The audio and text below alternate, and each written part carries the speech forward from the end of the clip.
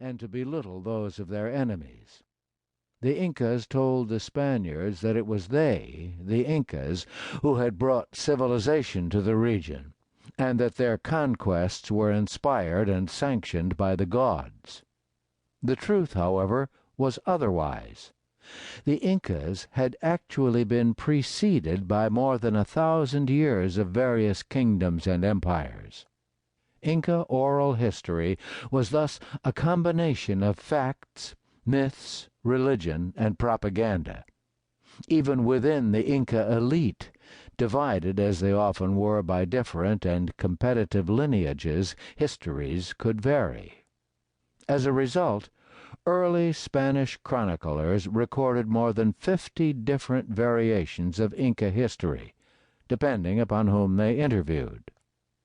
The record of what actually occurred during the conquest is also skewed by the sheer disparity of what has come down to us.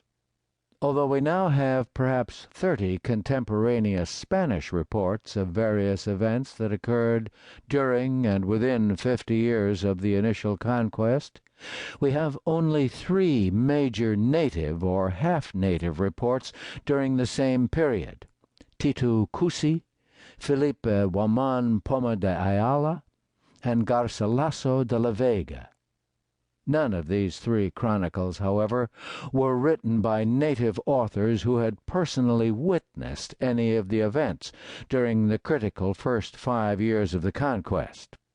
One of the earliest of these sources, in fact, a report dictated by the Inca emperor Titu Cusi to visiting Spaniards, dates from 1570, nearly 40 years after the capture of his great-uncle, the Inca emperor Atahualpa. Thus, in trying to determine who did what and to whom, the modern writer encounters a historical record that is inevitably biased.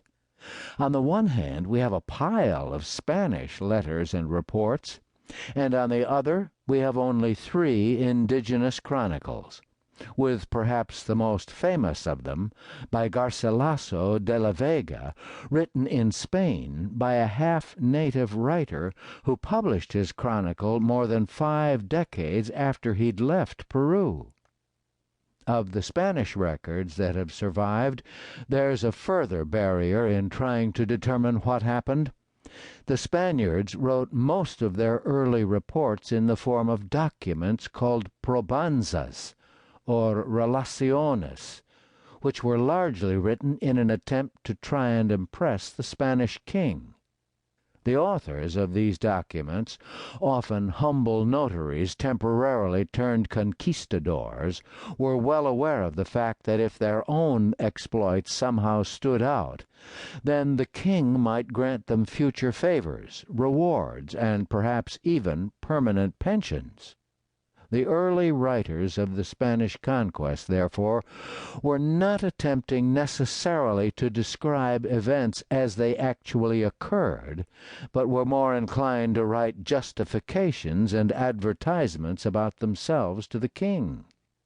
At the same time, they tended to downplay the efforts of their Spanish comrades. The latter were, after all, competitors for those self-same rewards.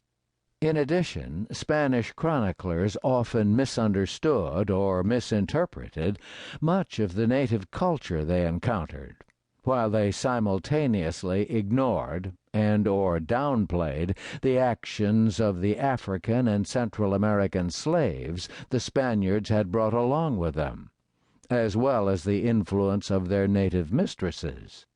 Francisco Pizarro's younger brother Hernando, for example, wrote one of the first reports of the conquest, a 16-page letter to the Council of the Indies, which represented the king.